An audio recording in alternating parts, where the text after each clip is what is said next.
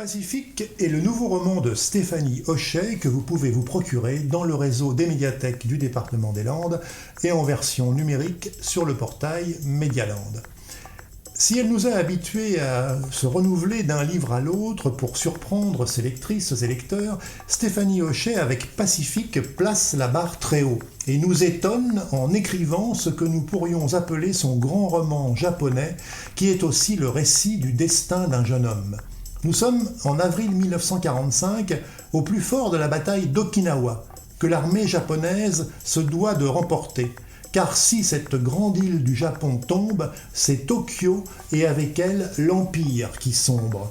Le narrateur du roman est le jeune Isao Kaneda, fille aînée de la famille. Pilote d'avion, il s'apprête à donner sa vie pour l'Empire du Japon.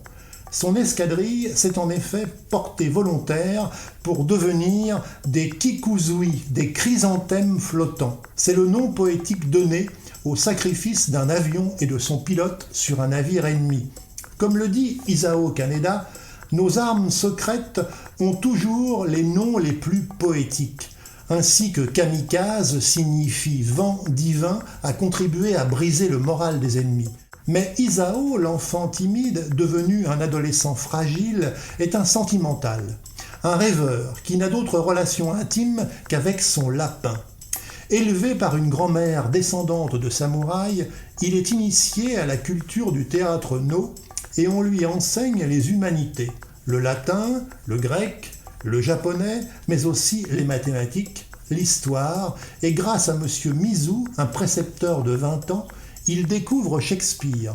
Et c'est ici que nous retrouvons la passion de Stéphanie Hochet pour la culture et la littérature anglaise. L'écrivaine se glisse avec talent dans la peau de ce kamikaze, seul aux commandes de son avion, le chasseur-bombardier Mitsubishi A6M, plus fréquemment appelé le chasseur zéro. Pacifique revêt ainsi un intérêt à la fois historique, romanesque, puisqu'il fait du destin du héros une œuvre d'art, et enfin poétique, une poésie présente tout au long du roman et incarnée notamment par le sakura, symbole du pays, la fleur de cerisier dont la floraison au printemps est magnifique. Et l'ultime tour de force de Stéphanie Hochet est de nous proposer une dernière partie du livre totalement inattendue que nous vous invitons à découvrir. Le roman de Stéphanie Hochet, Pacifique, est publié aux éditions Rivage.